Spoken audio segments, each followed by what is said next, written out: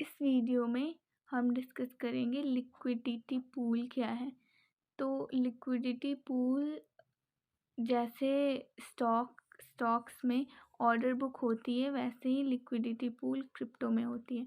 तो order book में क्या करना होता है हमें, सपोज़ किसी को अपने स्टॉक्स बेचने हैं, तो वो 10 स्टॉक्स बेचना चाहते हैं एट 100 रुपीज़ ईच में।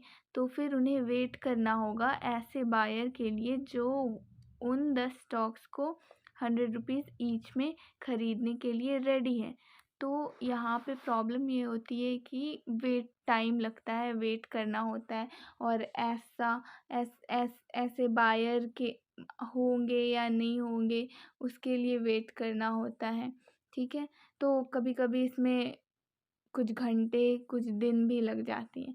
नेक्स्ट, तो लिक्विडिटी पूल में क्या होता है, जैसे हमारे क्रिप्टो कॉइन्स या टोकन्स होते हैं, तो सेम लिक्विडिटी पूल बेसिकली एक स्मार्ट कॉन्ट्रैक्ट होता है।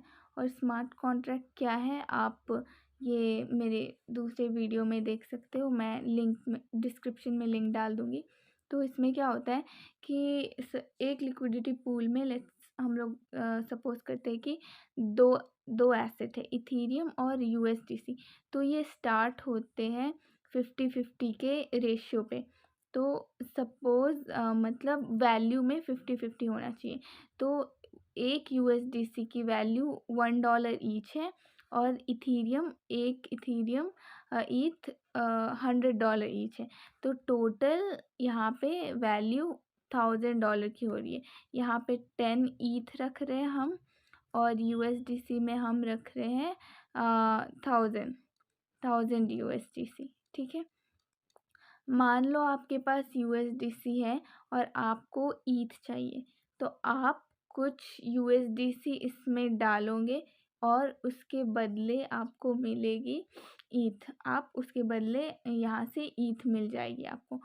नाउ अब वो कितनी ईथ मिलेगी आपको, ये कैलकुलेट होता है एक एल्गोरिदम से, जिसे हम कहते हैं constant product automated market maker. Constant product automated market maker, AMM भी कहते हैं इसको। तो ये उससे कैलकुलेट होती है, और ये हम डिस्कस करेंगे नेक्स्ट वीडियो में। नाउ तो ये समझ आ गया कि किस तरीके से आप या इस लिक्विडिटी पूल को यूज़ कर सकते हैं, क्योंकि ये इनिशियली में ही आपको 50-50 रेशियो में ईथ और यूएसडीसी दोनों अवेलेबल होते हैं। तो इसमें आपको बायर्स सेलर्स के लिए वेट नहीं करना होता, टाइम नहीं लगता है। बट ऑफ कोर्स ईथ लेने के लिए ये कैलकुलेट कैसे होता है, और इसकी वैल्यू, ईथ की वैल्यू या फिर यूएसडीसी की वैल्यू इस पूल के अंदर में कैसे बढ़ती है घटती है, वो भी इस एल्गोरिदम के बेस पे डिसाइड होती है।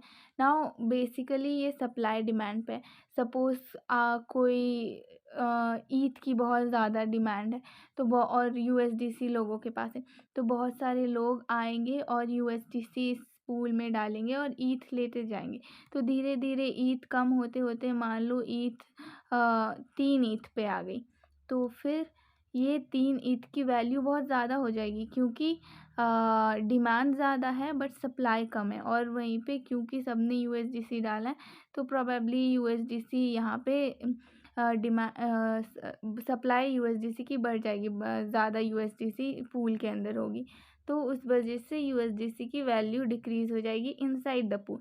सो at any point of time यहाँ पे पूल में, चाहे यहाँ पे 1 ईथ क्यों ना हो और चाहे यहाँ पे 10,000 यूएसडीसी क्यों ना हो, दोनों की वैल्यू 50-50 ही रहेगी, जो हम डिस्कस करेंगे इसमें constant product automated market maker में कैसे वो कैलकुलेट होती है। नाउ अगर मान लो आपके पास यूएसडीसी है, लेकिन आपको ईथ नहीं सोल चाहिए, सोलाना की क्रिप्टो, तो फिर आप क्या करोगे, क्योंकि यूएसडीसी से डायरेक्ट हाँ, ये सोल आप नहीं ले सकते हो। तो यहाँ पे एक कॉन्सेप्ट आता है जिसे हम कहते हैं राउटिंग। राउटिंग तो ये वर्ड से ही आप लोगों को समझ में आ जाएगी, सिंपल है।